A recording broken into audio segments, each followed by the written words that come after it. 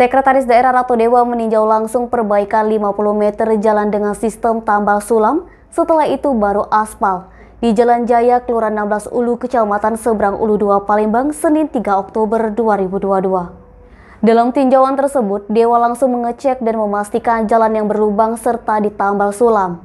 Ratu Dewa mengatakan, kalau tidak dibenarkan jalan tersebut akan semakin parah hingga menyebabkan kecelakaan.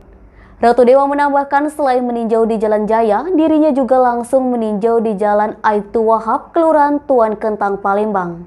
Saya meninjau ada 2 titik sebenarnya jalan. Pertama di Jalan Jaya di Pelaju, yang kedua adalah karena ini adalah dari Pak Fahri, anggota DPRD Kota Palembang, di Jalan Aibtu Wahab, Kelurahan Tuan Kentang. Permasalahannya saya kira sama.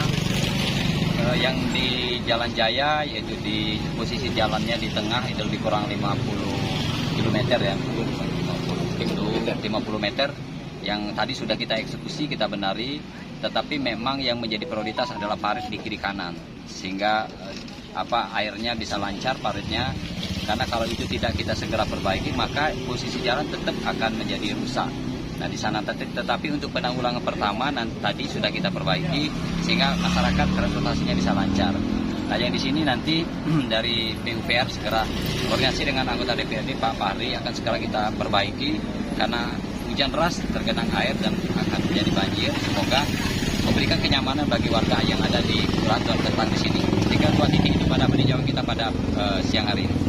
Ratu Dewa berharap dengan adanya perbaikan di Jalan Aibtu Wahab, Kelurahan Tuan Kentang, masyarakat bisa menjadi nyaman. Denny, Sumeko TV melaporkan.